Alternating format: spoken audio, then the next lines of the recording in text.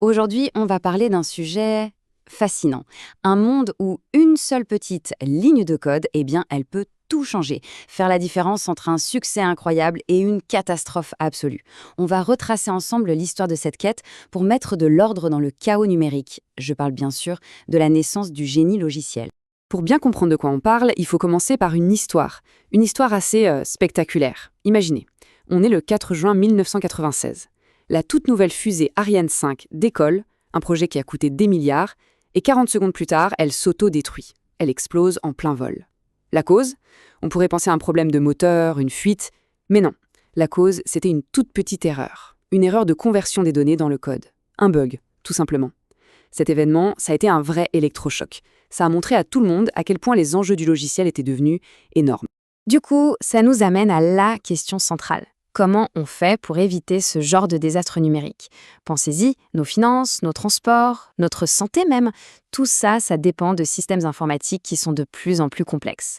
Alors, comment peut-on être sûr que le code qui les fait tourner est fiable, qu'il ne va pas nous lâcher au pire moment?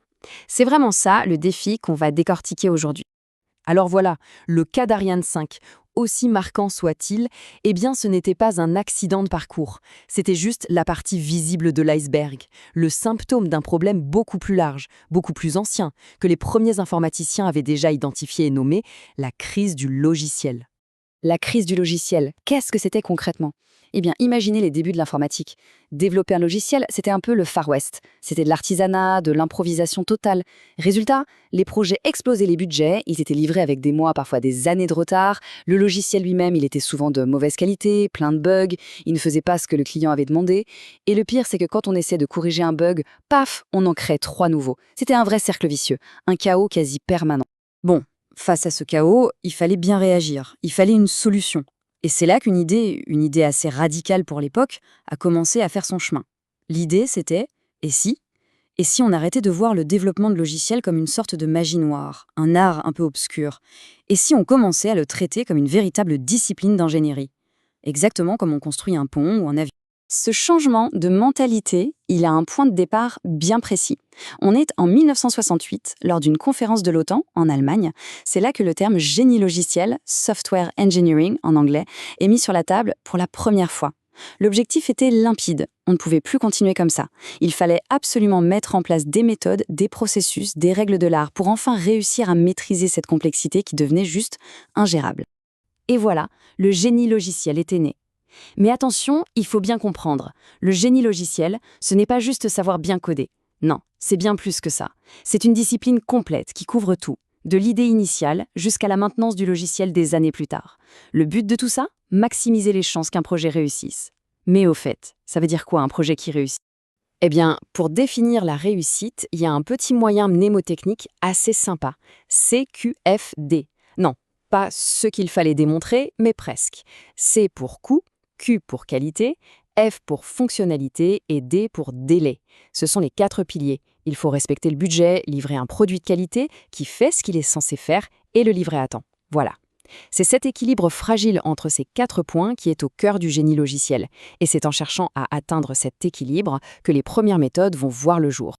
Ok, les principes sont posés. Coût, qualité, fonctionnalité, délai. C'est bien beau tout ça, mais concrètement, on fait comment? Eh bien, les premières approches ont été très logiques. On s'est dit, regardons comment font les autres ingénieurs, les ingénieurs en bâtiment par exemple. Ils ont des plans, des schémas directeurs. Alors on a essayé de faire pareil pour le logiciel. Et le premier grand modèle, le plus connu, c'est le modèle en cascade, ou waterfall model en anglais. L'image est assez parlante. C'est comme une cascade, l'eau ne remonte jamais. Le principe est simple, très séquentiel. D'abord, on définit tous les besoins. Une fois que c'est fait, et seulement à ce moment-là, on passe à la conception, puis au codage, puis au test. Chaque étape est un bloc qu'on doit finir avant de commencer le suivant. C'est ultra structuré, mais aussi ultra rigide. L'avantage de cette approche, c'est que sur le papier, c'est très clair. On a une feuille de route, tout est documenté. C'est rassurant.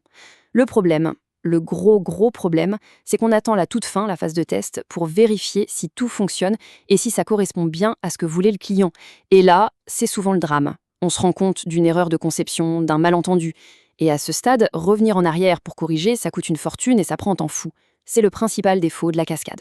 Donc, pour essayer de corriger ce gros défaut de la cascade, d'autres modèles ont été inventés. L'un des plus connus, c'est le modèle en spirale. Et là, on a deux idées nouvelles qui sont super importantes. D'abord, l'idée d'itération. Au lieu de faire un grand projet d'un seul coup, on va le faire en plusieurs cycles, en plusieurs tours de spirale. Et deuxième idée, l'analyse de risque. À chaque tour, on se demande quel est le plus grand danger pour mon projet et on commence par s'attaquer à ça. C'est déjà beaucoup plus malin, beaucoup plus souple. Sauf que, pendant ce temps-là, le monde extérieur, lui, il n'attendait pas. Le rythme de la tech s'est mis à accélérer de façon folle. Les besoins des clients changeaient tout le temps. Il fallait être capable de réagir et vite. Les modèles classiques, même améliorés, étaient trop lents, trop lourds. Il fallait autre chose. Une rupture. Et cette rupture, ça a été la révolution agile. Cette révolution, elle a été formalisée en 2001 par un texte fondateur, le Manifeste Agile. Et ce tableau, il résume parfaitement le changement de philosophie. D'un côté, on a l'ancienne école. Les processus et les outils sont rois. De l'autre, l'agile dit non. Ce qui compte avant tout, ce sont les individus et leurs interactions. L'ancienne école voulait une documentation parfaite, hyper complète. L'agile répond, ce qui compte, c'est d'avoir un logiciel qui marche. Et au lieu de se battre sur des contrats, on collabore avec le client. Au lieu de suivre un plan à la lettre, on apprend à s'adapter au changement. C'est un vrai retournement de situation. Alors, comment on applique ces belles valeurs dans la vraie vie? Eh bien, il existe plusieurs méthodes agiles, mais la plus populaire, de très loin, c'est Scrum. L'idée de base de Scrum est assez simple mais très puissante. On ne va pas essayer d'avaler l'éléphant en une seule bouchée. On va le découper en tout petits morceaux et avancer pas à pas, à travers des cycles de travail très courts et très intenses. Ce petit cycle de travail, dans Scrum, ça s'appelle un sprint. Un sprint, ça dure entre 1 et 4 semaines, pas plus. Et pendant ce temps, l'équipe va se concentrer sur un petit nombre de fonctionnalités. Au début du sprint, on choisit ce qu'on va faire. Pendant le sprint, on se retrouve tous les jours très rapidement, juste pour se synchroniser. Et à la fin, on doit présenter quelque chose qui marche, une petite brique fonctionnelle du logiciel. On la montre au client, on écoute ses remarques et hop, on est prêt à repartir pour le sprint suivant en ayant appris de nos erreurs. C'est un rythme, une boucle de feedback constante.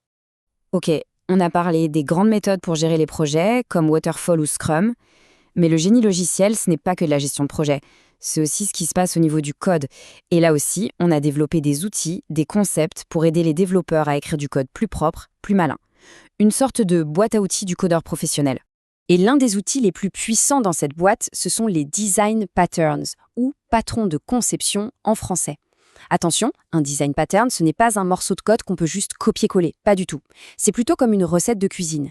Ça décrit les ingrédients et les étapes pour résoudre un problème de conception très courant. C'est une manière de ne pas réinventer la roue à chaque fois et de profiter de l'expérience de tous les développeurs qui sont passés par là avant. Pour y voir plus clair, on classe généralement ces recettes en 3 grandes familles. D'abord, il y a les patterns de création. Ils répondent à la question « Comment créer des objets proprement ?» Ensuite, les patterns de structure. Eux, ils répondent à comment organiser mes objets pour que ça forme un tout cohérent. Et enfin, les patterns de comportement qui s'intéressent à comment faire pour que mes objets communiquent bien entre eux. Création, structure, comportement. C'est assez logique. Allez, un petit exemple pour que ce soit plus concret. Prenons un des patterns de création les plus connus, la fabrique ou factory. Imaginez que vous codez un logiciel comme Word ou PowerPoint.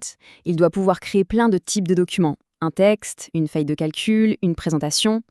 Au lieu d'avoir du code un peu partout qui dit « si c'est un texte, fais ça, si c'est une présentation, fais ça », on va créer une usine à documents.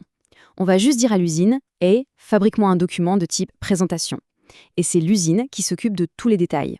L'avantage énorme, c'est que si demain on veut ajouter un nouveau type de document, on n'a qu'à mettre à jour l'usine sans toucher au reste du code. C'est beaucoup, beaucoup plus propre. Voilà, on a fait un petit voyage ensemble. On est parti du chaos des débuts, de la crise du logiciel, pour arriver aux méthodes agiles et aux design patterns. Le génie logiciel, c'est vraiment cette histoire, cette tentative de dompter une complexité toujours plus grande. Mais la course est loin d'être terminée, bien au contraire. Aujourd'hui, on a des intelligences artificielles qui commencent à écrire du code elles-mêmes, alors la question se pose plus que jamais. Quels seront les prochains outils, les prochaines idées qu'il faudra inventer pour continuer à construire notre monde numérique de demain ? Le débat est ouvert.